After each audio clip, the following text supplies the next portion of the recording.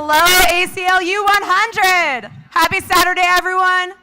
We're about to get started up here on the ACLU100 stage, hearing some amazing stories from incredible storytellers, talking about freedom must be taken, stories about justice, its absence, and its pursuit. So if you can hear the sound of my voice, come on down. Good afternoon. Thank you so much for being out here with us on this lovely afternoon. I think we couldn't have asked for a better day to celebrate 100 years of fighting for liberation and fighting for basic human rights for people, especially people in marginalized community. Let's give it up for ACLU 100. 15 cities, and today they're here in DC, and we have a panel of remarkable individuals who will speak to you about what it has been like to have their liberties threatened, what it has been like to be harmed by the same system that is sworn to protect us. And again, I just want to give a very special shout out to everybody that's here, the panelists, and for all of the organizers with ACLU, to know that this is an organization that we can count on as a community that has been standing for 100 years, fighting for the God-given rights and for liberation and freedom of people, especially those black and brown people who are most impacted by the harms caused by our system. So I'm super excited. I know it's hot, but it's been a cold, long winter. So let's celebrate this beautiful weather. And I need y'all to get me amped up a little bit because it's been a long day. Today I facilitated a workshop on transformative justice, restorative justice, and what it means to the criminal justice reform movement. And so we had a very impactful 2-hour discussion in circle with formerly incarcerated women and people who have been victims of violence in our community. So I'm feeling like on a scale of 1 to 5, I'm probably about a 4.5 right now because I need a little bit of energy. So I wanted to bring the spirit of Assata Shakur into this space. May she be happy and well in Cuba, whatever she's doing and wherever she is. And I want to do her chant, and I know many of you may be familiar with this chant. So I'm going to ask you to repeat after me. We're going to do it more than once because I think the first time we might have to rise our vibrations a little bit. I see people smiling. Everybody love this chant. Okay, so I'm going to recite the phrase, and then I want you to recite after me. It is our duty to fight for our freedom. It is our duty to fight for our freedom. It is our duty to win. It is our duty to win. We must love each other and support each other. We must love each other and support each other. We have nothing to lose but our chains. We have nothing to lose but our chains. Okay, one more time. Remember, y'all doing this to motivate me. I'm a little nervous right now. I just met y'all, so I need y'all to help me raise my vibration. And in the spirit of Assata Shakur, may she be happy and at peace wherever she is right now. We're going to recite this one more time. We're going to get a little louder, a little bit more energy. Let's raise our vibrations. It is our duty to fight for our freedom. It is our duty to fight for our freedom. It is our duty to win. It is our duty to win. We must love each other and support each other. We must love each other and support each other. We have nothing to lose but our chains. We have nothing to lose but our chains. All right, now, let's get this party started. Our first speaker, when I read her bio, I was most touched by the amount of work she's doing. The amount of coalitions and task forces that she served on. And I gotta tell you, it made me think about my personal experience a little bit. And just to share a little bit about me, I'm born and raised in Washington, D.C., east of the river, Ward 8, where most of our community members are suffering against some of the same ills that ACLU has been fighting against. We live in a food desert. We live in an over-policed community. We're dealing with all sorts of housing insecurities and criminal justice issues. That's where most of the returning citizens in DC live. And so that's the community where I was born and raised. And I grew up during the early 90s, and my life spiraled out of control. When I became a teen mom, I dropped out of high school, and I became deeply immersed in a life of crime. I landed myself in prison when I was 19 years old. I stayed in prison for 18 years, and I was released on parole in 2011. And so, again, I came back to the same community where I was born and raised, and I came back with a fresh insight about like what it means to be a victim of or to survive state violence. I came back with a fresh perspective on what it means to rehabilitate yourself and be a part of transformative justice in my community. So like our first speaker, I do a lot of work, and I'm on a lot of task force, and a lot of different organizations reach out to me every now and then for my expertise, because we also know that those who are closest to the problem are closest to the solutions, but furthest away from the resources. So my organization, The Wire, is a nonprofit organization made up of formerly incarcerated women, and we provide mindfulness training and yoga and circle keeping and all sorts of things for girls who are at risk of incarceration and for women who are formerly incarcerated. And so I know that when you've been a victim of state violence and when you've caused harm, that in and of itself is a job, healing and recovering from those circumstances. But also on top of that, you have the work that you've been called to do. And so it's not that you put your pain aside, but as it said in your bio, Murray, I'm sorry, as it says in your bio, that you turned your pain into passion, and I applaud you for that. So at this point, I'm gonna silence myself and step to the side and let you share your testimony and the work that you're doing around policing, the work that you're doing to support moms, the work that you're doing to elevate the voices of mothers who have had children to be victims of harm, whether it be through state violence or interpersonal conflicts that lead to violence.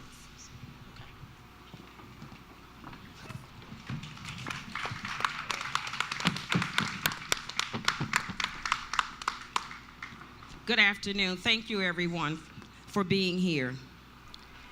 It was early morning on Friday, November 26, 1999, in Lanham, Maryland. My son, Gary Hopkins, who was 19, who I also call LG for little Gary, enters my room, and he snuggles up in the bed beside me, and he starts to cry. I pull him close. He says, "Ma," he said, "Dad was just not my father. He's my best friend." You see, just 15 days earlier, on November 11th, my husband passed away to terminal metastatic bone cancer just 1 month after being diagnosed. LG continues to talk, sharing that he had been invited by his supervisor on his part-time job to attend a dance that he was hosting at a local fire station. You see, he knew Gary was struggling with the loss of his dad. LG loved music, and boy, did he love to dance. He says, "All I need is your credit card to buy a nice shirt." He says, "Because tonight, Mom," he said, I'm going to wear Dad's slacks and those brand new lizard shoes that he's never worn." He also shares that I've asked my friends and my cousins to attend. He says, "Mom, you should go too." And I say, "No way. I'm going to the movies with your Aunt Pat." I get home that night. I couldn't fall asleep since I was still having a tough time sleeping after losing my husband. It's now November 27th. When I finally doze off, when the phone rings, it scares me. There's this voice screaming, "Mom, Gary's been shot by the police."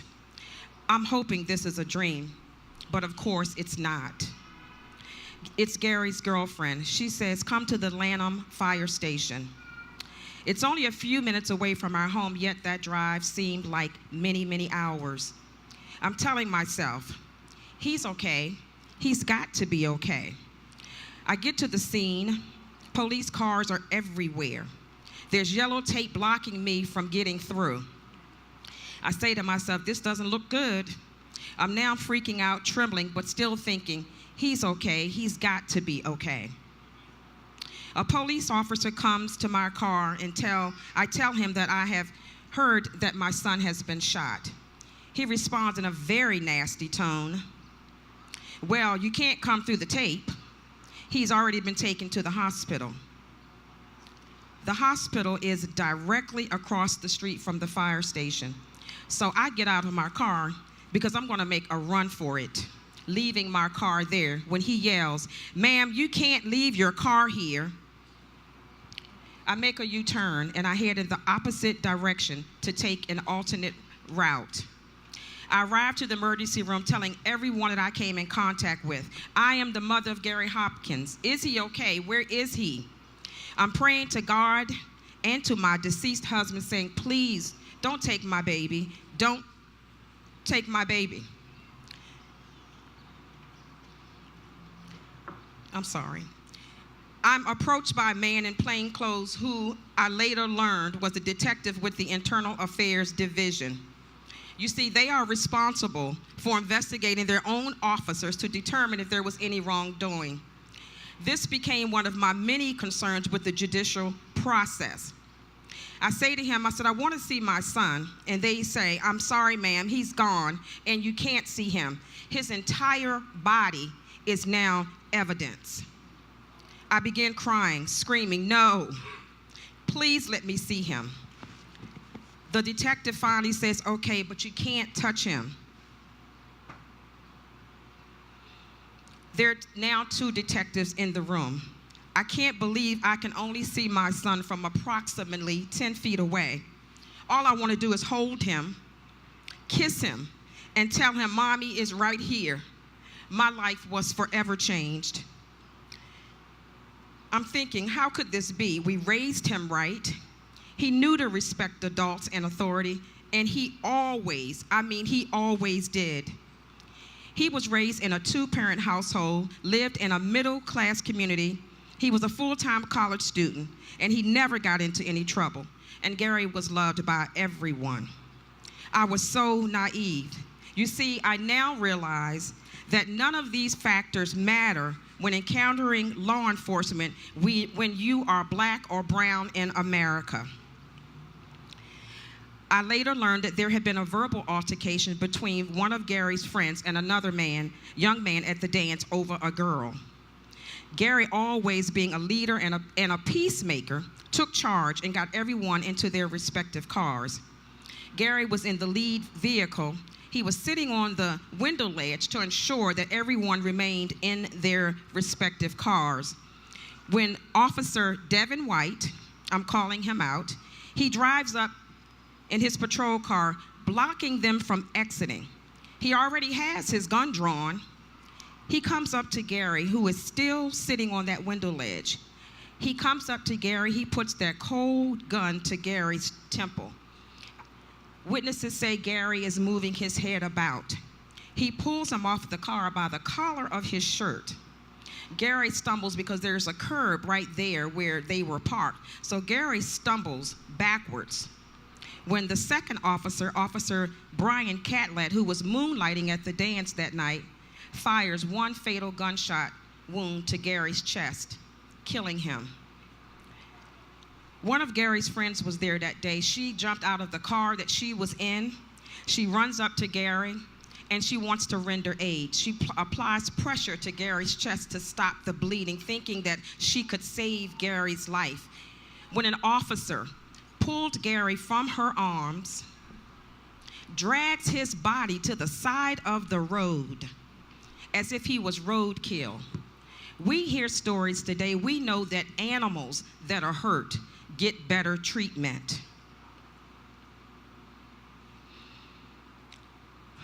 I'm sorry, this is difficult. It was later said that a call had come in stating that there were guns, drugs, and alcohol in the car, of which there was none of them. None of those things were ever found. We never did learn who made that call, and I began to question myself, was there ever really a call ever made?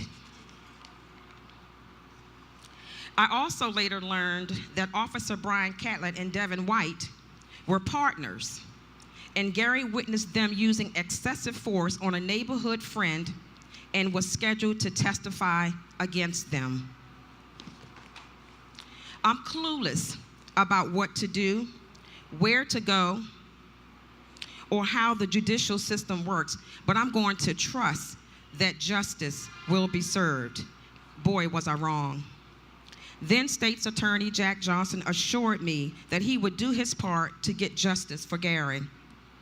Officer Brian Catlett, who made the fatal gunshot wound to Gary, he was indicted, for manslaughter but was not indicted for murder.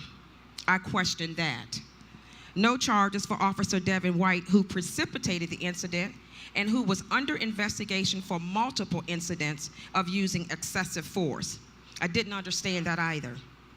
Officer Brian Catlett requested a trial by judge, a trial that went on for approximately 1 week with a judge that appeared very inattentive, and sometimes appeared to be even sleeping, and one who refused to allow key witnesses to testify without giving an explanation as to why. He said he didn't owe us one. I couldn't believe it. By then, I knew the judiciary system was not going to be fair. To make matters worse, the lead prosecutor had never tried a murder case. You're hearing me correctly. In fact, he was a white-collar crimes attorney. Oh, I'm learning now. I believe this is a setup to lose my case. My family was part of a political game for the state's attorney to win the position of county executive, of which he did later win. The trial ended with the judge stating, "I've heard enough. I'll be back after lunch with my verdict." And this is after 7 days of full testimony. He returned back after lunch and acquitted the officer on all charges. I even later learned that Officer Brian Catlett was promoted for saving the life of a fellow officer who at no time was in any danger. The judiciary system I trusted in the beginning failed Gary. It failed me. It failed my family. It failed Gary's friends, as well as it failing so many other victims that have come before Gary and many, many after Gary. Nationally, police officers kill civilians at an average of 1,000 per year, most of which are black and brown, many of which have a mental illness, and rarely an indictment, much less a conviction. People of color are 21 more times likely to be killed by a police officer than their white counterparts.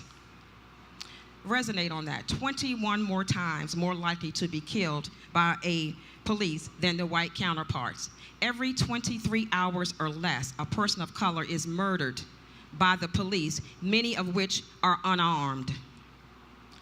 Also in that conversation with Gary that morning on November the 26th, he says to me, he says, "Ma, you know what? You are such a soldier, and you're one of the strongest women that I know." This is almost verbatim the conversation I had with my husband, his last words to me. Following that not guilty verdict, I knew there was no way that I could allow Gary's death to be in vain. But I kept telling myself, hearing his voice and my husband's voice, "You're a soldier. You're so strong." I vowed to turn my pain into purpose and that I was going to do my part to stop police terror by sharing my story, supporting other families across this country through their journey, working with organizations such as the ACLU, Amnesty International, Black Lives Matter, Families United for Justice, many others, in addition to the organization that I co-founded, the Coalition of Concerned Mothers. Together, we are working to change policies and laws that protect officers that you and I pay to protect and to serve us. One of the things that Gary loved, he loved to write. And as I got the strength to go through Gary's things, I came across his final college essay that was titled, "It Takes a Village." As I read it, I asked myself, was this message for me? Is this message for all of us? I'm reminded of when I was young, the times when the community came together to make the neighborhood safe, when we helped raise each other's children, and police officers knew and interacted with the communities in which they served. The change needed will take all of us. This is not an individual journey. This is a journey for all of us. I leave here today with my call to action, which is to ask each of you to become a part of the village, to be an advocate for needed change. And I ask that you do it by choice and not like myself, which did it by force. Thank you.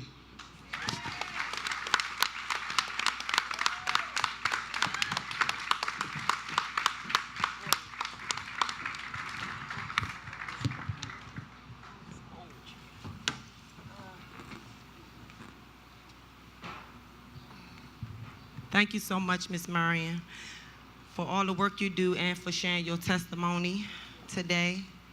And of all of the acknowledgments that you have received, I just wanted to point out that in 2016, Ms. Marion received the Washington Peace Center's No Justice, No Peace Award.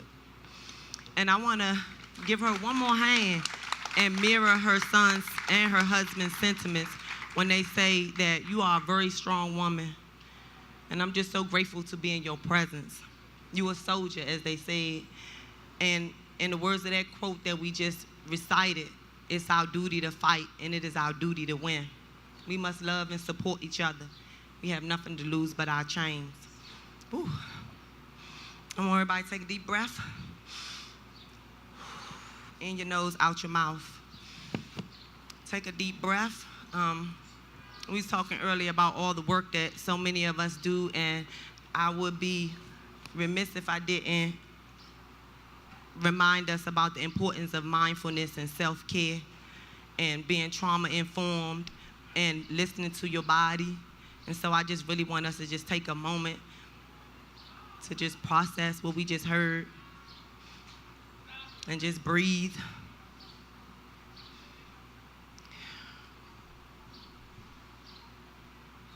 And let's give Ms. Marion one more hand for being the soldier that she is. We're gonna call our next speaker down. Ty, you ready? I'm excited about this brother because he's homegrown. He's from the Washington District of Columbia. And for some people who may not know, you can come on up, DC does not have a prison system. So anybody that's convicted of more than a year of a felony offense goes into the Federal Bureau of Prisons. And once you're in the FBOP, the likelihood of maintaining community ties and family ties is much more difficult than it would be if you were in a local prison serving time for a local crime. So everything is federal in DC, from our court system, our prison system, and even our federal parole system. So I'm very grateful that Ty's here today to be able to share with us his experience so we can help humanize this criminal justice reform movement. And I'm gonna give you the mic.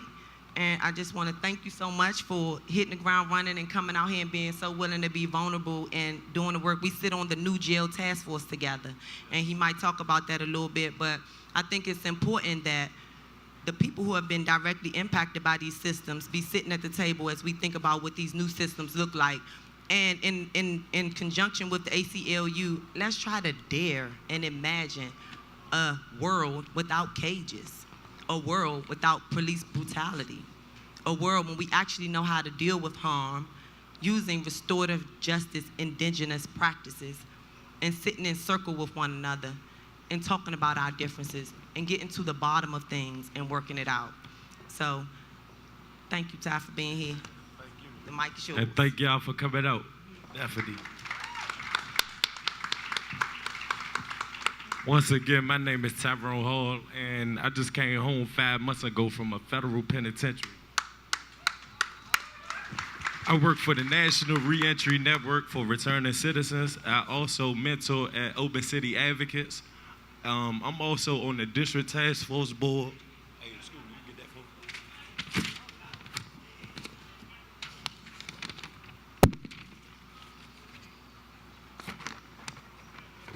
And I'm nervous, so please work with me. Thank you. I started cycling in and out of the system at the early age of 12. I feel like lack of opportunity and learned behavior, that's what led me to a criminal background. By the time I turned 17, I had already been in 2 residential facilities out of state. From then to now, I've been in and out of the system for 96 months. When you spend that much time behind bars, your attitude and your behavior towards society becomes different, which sometimes causes people to react towards you like you don't exist. Honestly, the path I was going, some of my closest friends and family members was looking at me like I don't exist. but not my mom. To my mom, I was her baby. She didn't stop believing in me when I got kicked out of public school and sent to a behavior school. She pushed and pushed me until I graduated. Graduated from Maya Angelou Academy with a high school diploma. In 2013, I was still in and out of the incarceration system. I started my first stint at a federal penitentiary out in New Jersey. I called my mom every day and she would give me positive advice, positive influence, like just keep trying, turn your life to God. You locked up, but they don't got you locked up mentally. During the years that followed, I came home and kept crashing out, kept going back to jail. So the recidivism rate applied to me. My mom got real sick during them years, and primarily it was her diabetes and arthritis. In 2017, gangrene started calling from her feet all the way up to her body. And the doctor diagnosed her as hospice, told her she had 2 months to live. I was in a federal penitentiary at the time. That same year, my parole officer had accused me and violated me of smoking marijuana. At first, the PO had promised to help me out. But when she got in front of the parole board, she changed her whole attitude and made it worse. When the commissioner asked the PO if I had a job, she replied no. A couple questions later, she told the commissioner that she had spoken to my boss one time at a bar. So she basically contradicted herself.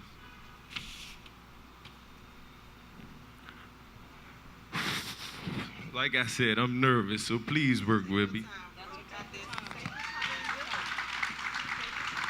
Thank you. During that time, they took me from the DC jail to a prison in Virginia where I sat. I stayed there a little while before they transferred me to a facility in Oklahoma. I was supposed to wait there for 2 days and ended up waiting there for weeks. My 3rd week there, an officer came to my cell and asked me to step out. When I stepped out, I was taken to the chaplain's office. I had found out my mom passed away from a chaplain, a preacher I never met in a federal prison thousands of miles from everyone I really loved. I talked to my family, and they say they would delay the funeral to see what would happen. When I got to West Virginia, I asked the warden if I can go to my mom's funeral. A day passed, and she didn't respond. 4 more days went past, and I still hadn't heard nothing. We ended up going on a week lockdown. During that period, I couldn't talk to anyone outside the prison. That meant I couldn't tell my family that I still haven't heard from the warden. So they ended up having a funeral without me. 2 or 3 days after the funeral, my funeral request was denied. While I was in locked up waiting for the warden to respond, I felt mad, you know what I'm saying? But I knew deep down my mom wouldn't want that to happen, so I used my time wisely, and I started planning and building. I talked to my cellmate about what was going on and shared memories of my mom. I told him about how we used to go to North Carolina for family reunions and about how her face would brighten up whenever she saw new people. He gave me his condolences, and that was comforting. He also told me that she was in a better place and just go out there and make her proud. Things like that I like to hear. Since I got out, I haven't violated my parole or gone back to prison. I've been on the streets, like I said, over 5 months.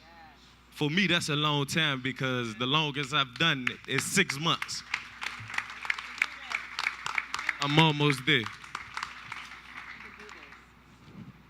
When you spend 96 months in a prison cell, the system leaves a mark. Even now, I still feel institutionalized, even though I'm free. It doesn't matter what time I lay down, I'm back up between the hours of 5:30 and 8 o'clock in the morning. I don't like people standing behind me like that, so that's another. I also still wear my boxers in the shower, so that's another institutionalized thing I'm trying to fix. People can see and look at me when they see the institution. It's like another tattoo. And that's tough because people can already see my dreads and the color of my skin. The mark of my incarceration is a 3rd strike against me, and a lot of times, that's the last strike a person would get. But I know that I'm more than my worst moments, and other people are starting to realize that too. I work at the National Reentry Network for Returning Citizens, helping people get jobs after they get out of prison. I done testified in front of budget hearings and legislative hearings at the John A. Wilson Building. I've given lectures at GW. I have been in the city paper.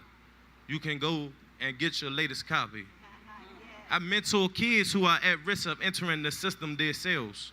The people in my community who grew up, they see how I've changed, and they like what they see. When I walk down the street, they be like, "You looking sharp, shorty." I like that, especially when I got my suits on. It makes me feel good to hear when people give me compliments and talk good. It basically reminds me of what my mom used to say and do. Thank you.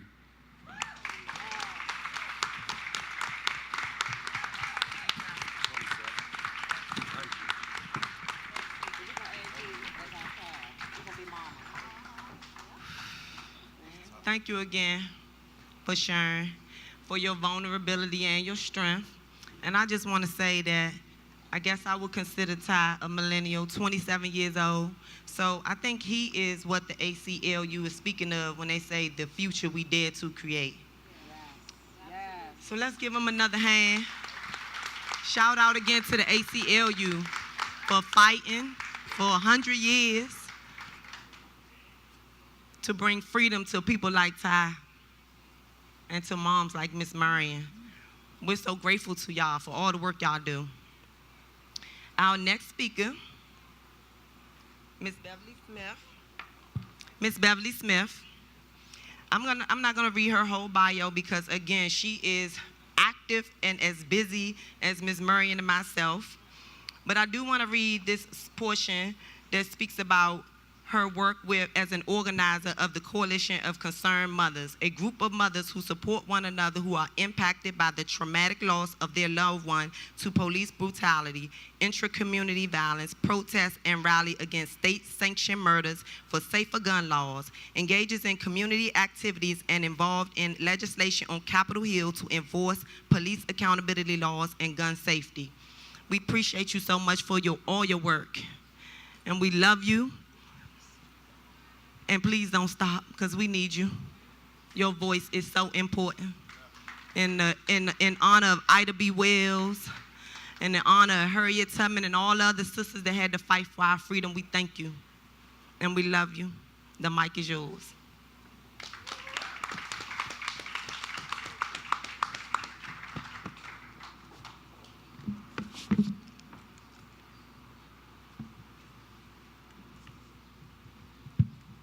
Good afternoon, everyone.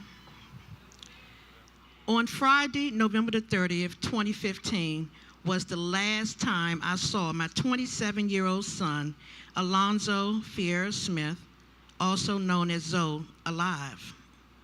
He was a father of 3 beautiful children, a teacher's aide at Accotink Academy, a school for middle school children with learning and behavior changes.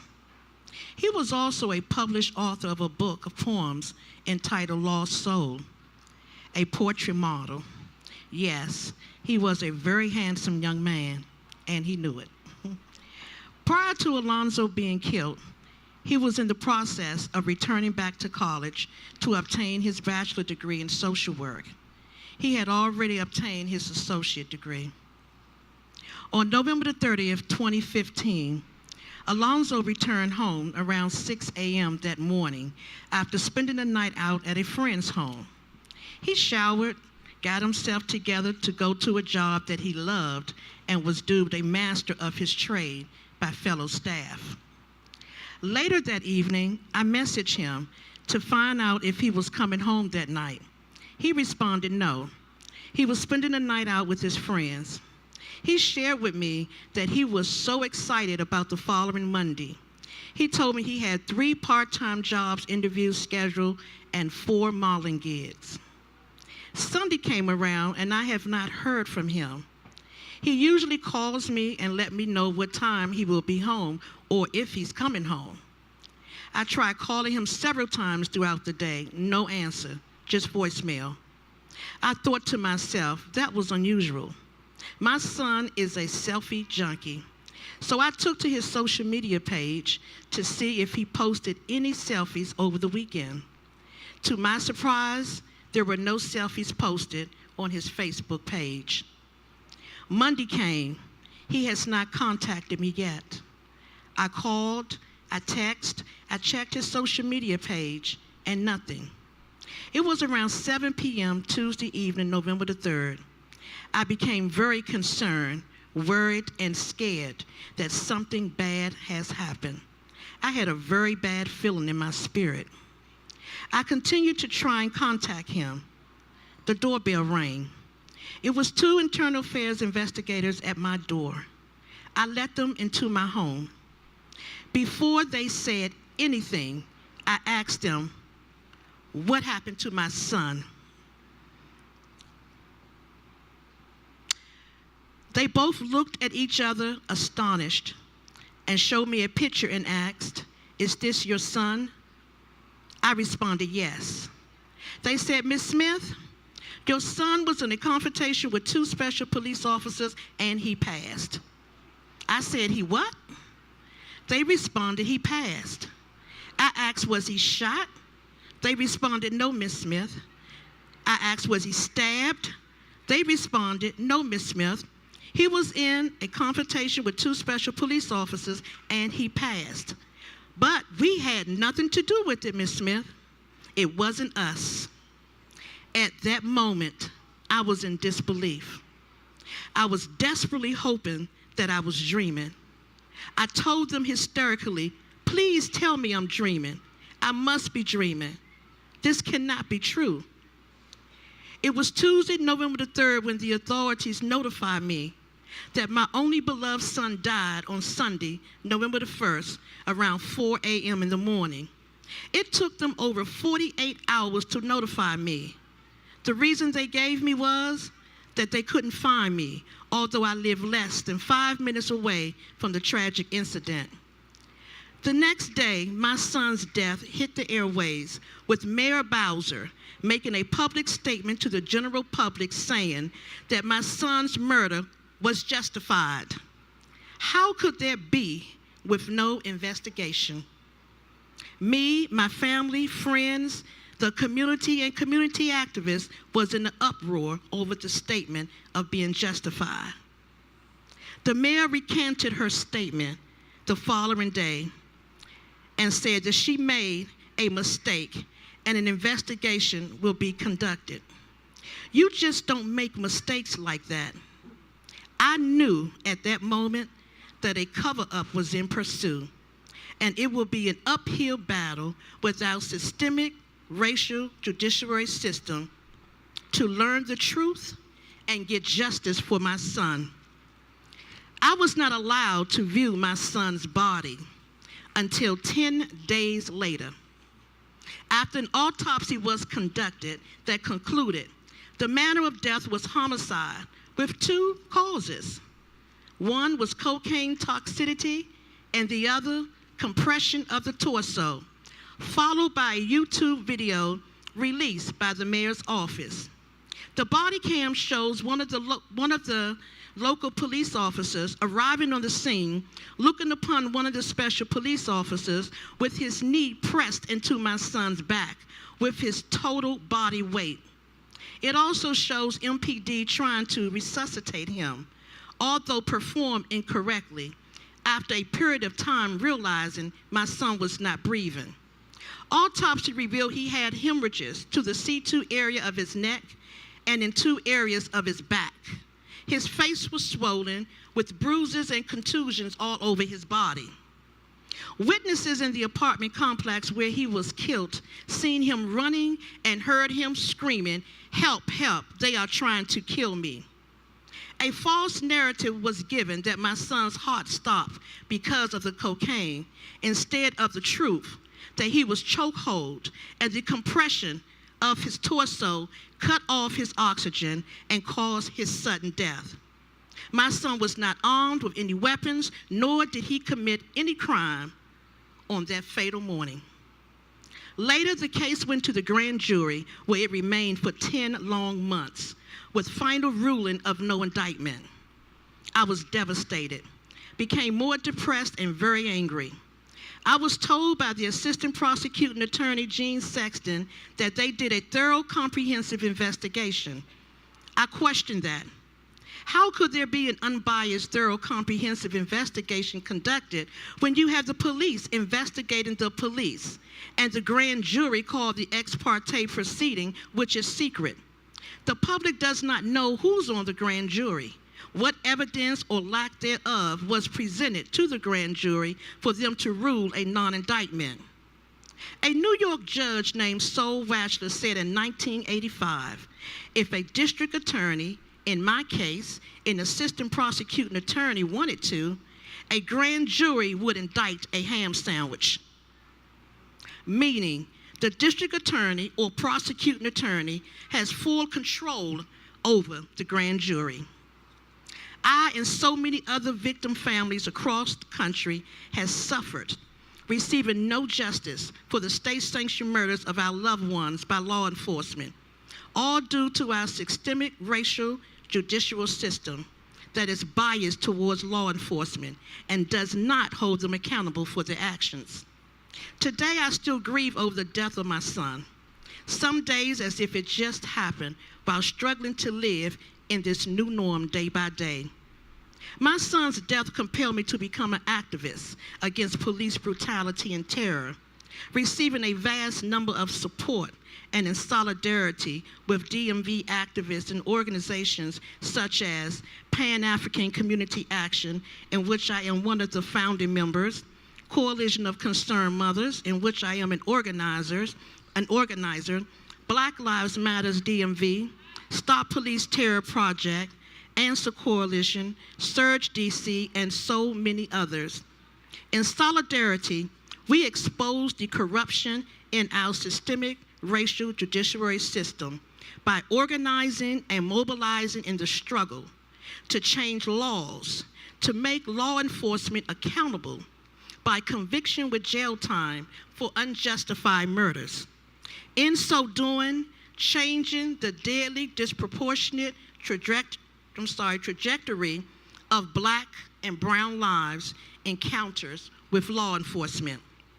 My life would never be the same without my son. My grandchildren would grow up without knowing their father. The hurt and pain that I'm learning to live with daily is indescribable and some days unbearable. Sometimes I so desperately hope this is still all just a very bad nightmare. And then I'm forced to accept that this is the painful, heart-wrenching reality. My son is dead, and I'm never going to see him again in this earthly realm. Today, an active civil lawsuit is in pursuit against Blackout Investigations and Security, the company that employed the two special police officers, Alonzo Wilson and Vega, who are responsible for my son's death. It's ironic that one of them has the same name as my son. I have vowed until my last breath, I will fight relentlessly for justice for my son and all victims of police brutality and terror. If you're not in the struggle with me, I urge you to please join me. No one is exempt. Everyone is a potential victim of police brutality and terror. Thank you for listening.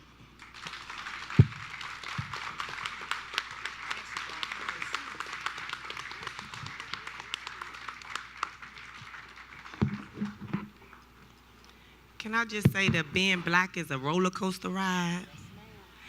Because the pain and the suffering and the oppression and the injustice can be so heavy and so heartbreaking.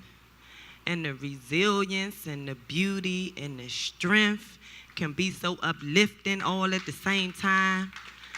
So I'm going through it right now, y'all. My anxiety is on 1,000. And again, in the spirit of Ida B. Wells and Fannie Lou Hamer and Harriet Tubman and every other woman who fought for the freedom of black people, I just give honor to the both of you, and I thank you so very much from the bottom of my heart for fighting against these injustices.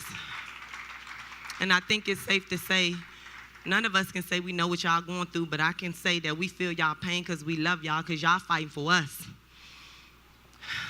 Our next speaker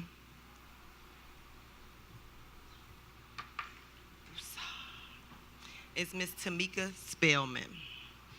She's originally from Buffalo, New York, but she's currently here in Washington, D.C. She works with HIPS, one of the most beloved community-based organizations in D.C. She serves as a peer educator and has worked as a part of the Needle Exchange program. She volunteers her time with mobile services, giving new works and safer sex supplies to people throughout the district.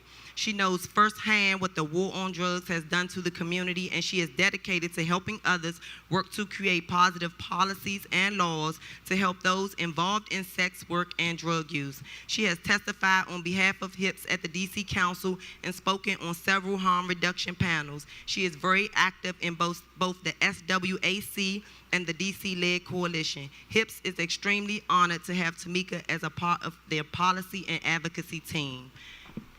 The mic is yours. We want to hear more about HIPS and what that acronym stands for.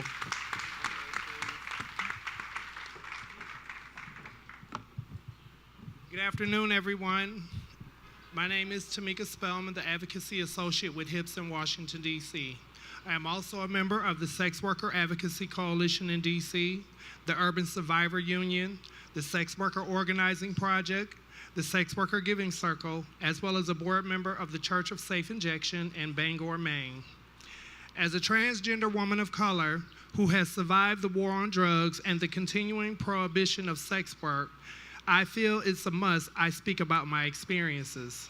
Experiences that aren't so pleasant because I am a sex worker who is a survivor of violence and abuse from state actors. Last fall, a sex worker was approached by MPD officers and PG County officers. The officers told her that she either perform sexual acts for them or go to jail. This situation isn't rare. It has happened to me multiple times, and I know it has happened to many of my friends. I had no options in my days on the streets, so I gave in to not spend a night in jail and lose all of my possessions as I lived in a motel room.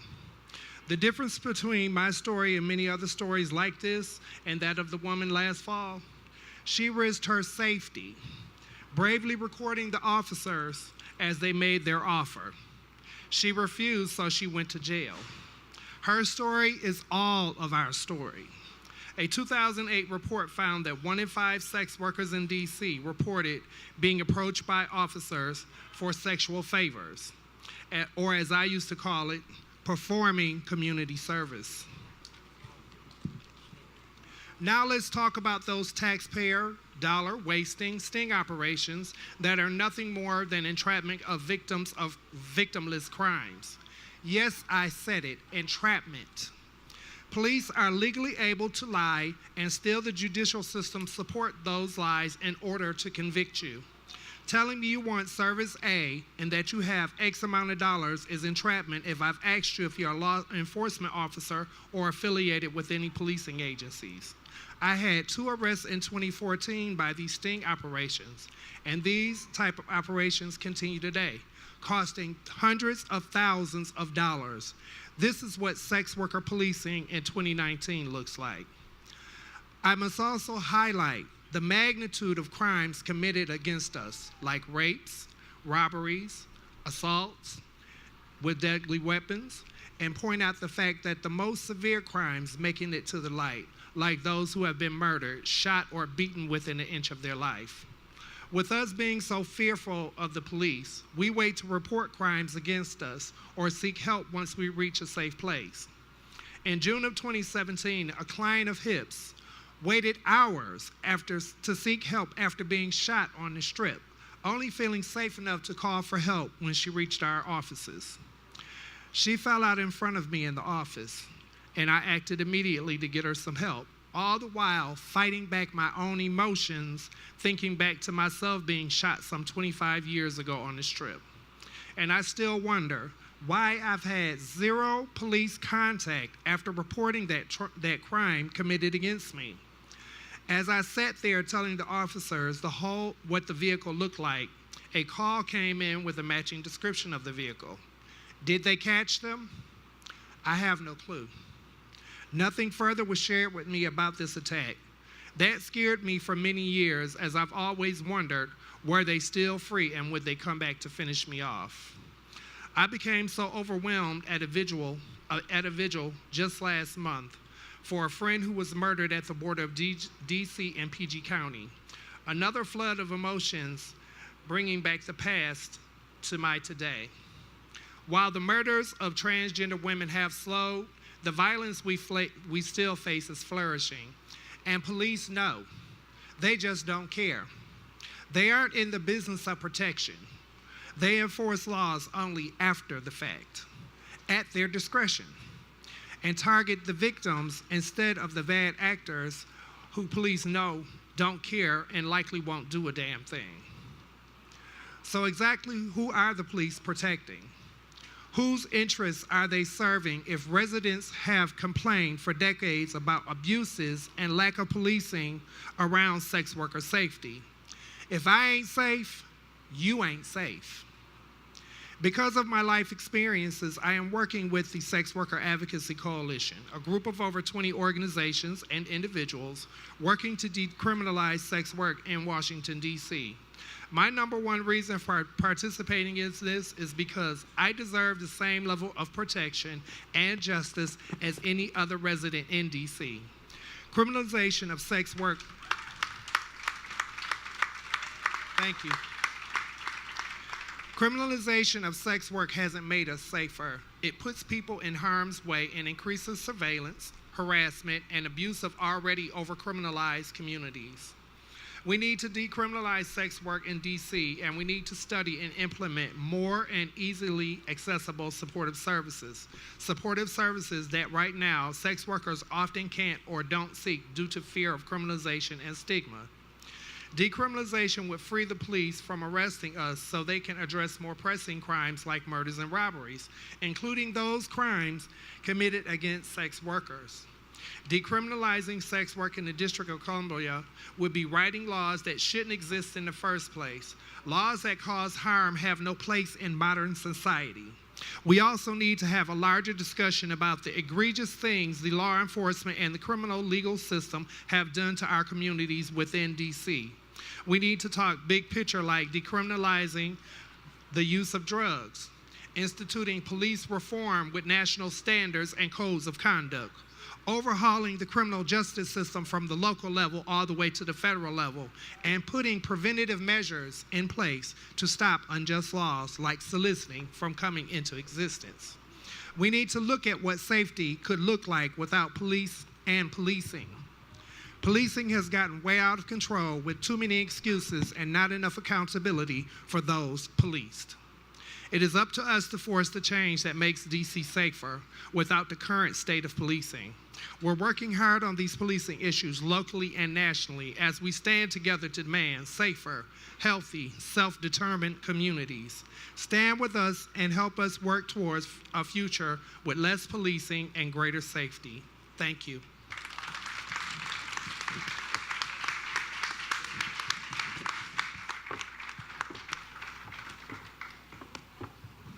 Thank you so much, Tamika, for sharing your testimony and for all the great work that you do. I know for me, I can say I'm inspired because I know I'm working really hard on a grassroots level to interrupt violence and provide opportunities for women and girls that are impacted by the criminal justice system, and sometimes it feels like an uphill climb. And I'm just inspired to know that I'm not alone and that it's people that's working just as hard as I am to change these systems, and even more entrenched on the policy level and the legislative level. And I'm so grateful to y'all for the work that y'all do. We have our last and final speaker. His name is Dimitri Easter, and he survived the juvenile justice system. So not only is that a huge deal, but Dimitri has transformed his life, and now he works as a security guard. He's a Washingtonian, lives here in Washington, D.C. He's going to close us out by sharing his testimony, and I'll come back up and wrap us up with final thoughts. But I just want to say, like I mentioned earlier, remembering self-care and being trauma-informed and mindful, but also thinking about compassion fatigue, right? Because I think that if you're not mad or offended or not feeling disrespected right now by what we heard today, something is wrong with that. So I think self-care and compassion fatigue, maybe they go hand in hand. We have to take care of ourselves so we can continue to be present for one another, hold space for one another, and use our deep listening skills when people are telling us what's going on. Because these are the people, along with ACLU, that's going to help us to create the future we dare to create. So again, everybody take a deep breath. Let's get ready for these final thoughts. Come on up, Mr. Easter, and close us out.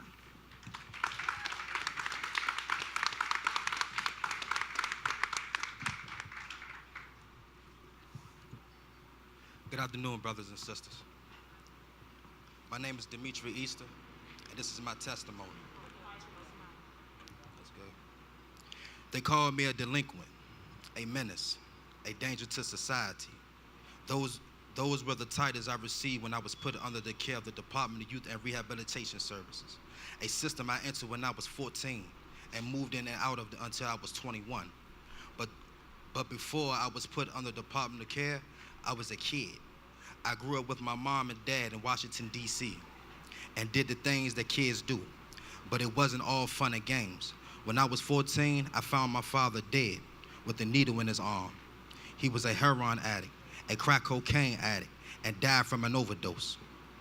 My dad wasn't perfect. He abused me, and I'm talking about hands-on, physically. But he was also my father, and I loved him. Because at the end of the day, he was still my parent, and you have to forgive. I always knew that my dad wasn't himself when he was on drugs. Addiction is a disease, a type of disease that changes how you act and takes a long time to cure. When my dad died, I felt like a cat trapped in a corner. I was too young to work, had nothing to be part of, and didn't have anyone around me to teach me to become a man. So that's what led me to the streets, what led me to do things I regret, and ultimately to the system. When you committed to the system, it means that you are a ward to the state. Your biological parents are no longer your parents. As a matter of fact, when you get committed, you get paperwork. It says that your legal guardian is the Department of Youth and Rehabilitation Services. Instead of a mom and dad, you have social workers who promise they're here to help. But in actuality, they don't want to dig beneath the surface and get their hands dirty with your problems.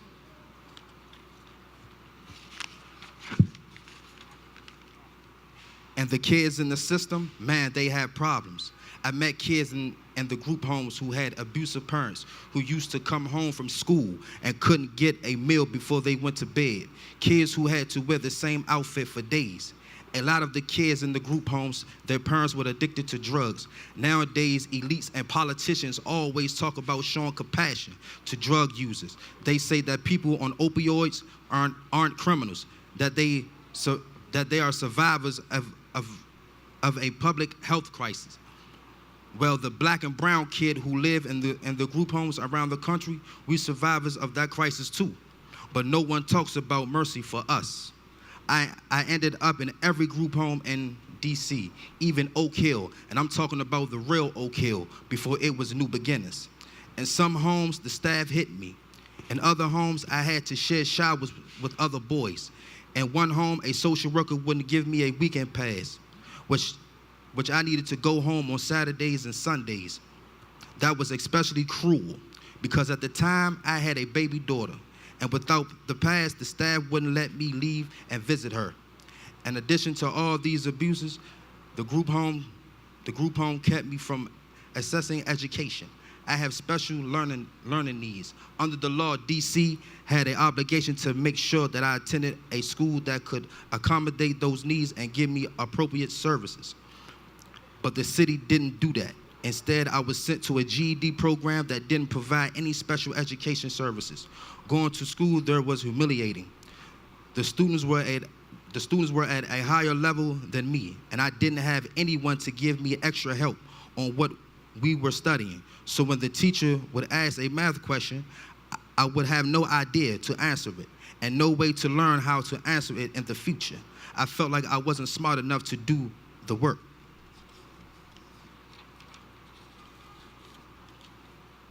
There are so many places out there that could have helped a kid who had special needs, but a lot of them didn't want to work with someone caught up in the system, and others wouldn't help a kid who didn't have any money. All those closed doors taught me a lesson. At the end of the day, rich people get opportunities, poor people just get programs. And sometimes kids in the system don't even get those. The social workers I met didn't fight for me. They didn't demand I get the service I deserve because they thought I was just another delinquent. I wasn't their child.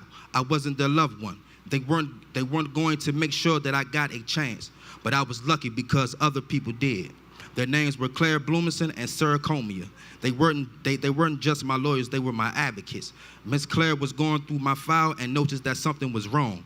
She saw that I wasn't getting the one-on-one tutoring that I needed, and under the law, had a right to receive.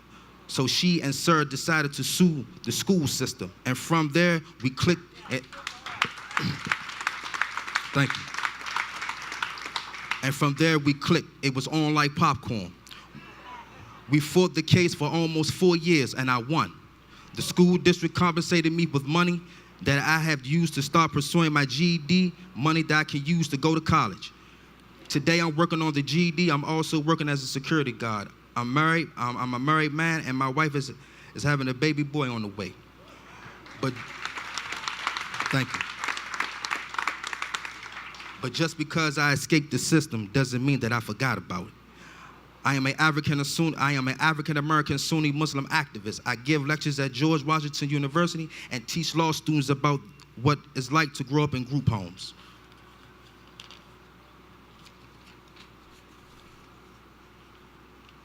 They used to call me a delinquent, a menace, a danger, and I call myself an advocate, a change maker, a person who speaks for those.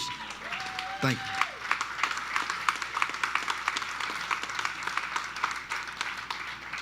Now I call myself an advocate, a change maker, a person who speaks for those who can't speak for themselves. Those are the only titles that matters.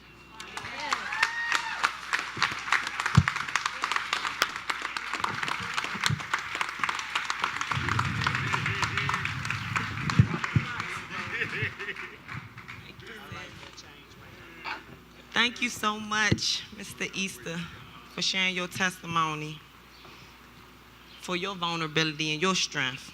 I want to ask everybody to stand up for me, please. The speakers, the panelists, please stand. We're going to close out with this Asada Shakur chant one more time. But first, I want everybody to give our panelists one more big hand. Thank you for inspiring us to continue our work to fight for the liberation of our people. Thank you, everybody, for being here, for being so attentive and patient and listening. We're going to say this like this is our last shot. We only get one shot. Do not miss your chance to blow. It is our duty to fight for our freedom. It is our duty to fight for our freedom. It is our duty to win. It is our duty to win. We must love each other and support each other. We must love each other and support each other. We have nothing to lose but our chains. We have nothing to lose but our chains. Happy birthday, ACLU. Thank you, thank you. Everybody, let's give it up again for these wonderful storytellers. We want to thank everybody here for coming out to listen to those wonderful stories, to be inspired, to make a change. But we don't want you to go anywhere just yet. Because coming up, we got Michelle Blackwell playing. She's playing a big performance from 6 p.m. to 7 p.m. right here on this stage. She's an up-and-coming go-go hip-hop and R&B artist. We are so excited to have her here. Our bar is open, so feel free to grab a beer or a glass of wine while you wait to listen to her wonderful performance outside, right over there. You can go right there. It's got your name on it. But we thank everybody for coming out, celebrating 100 years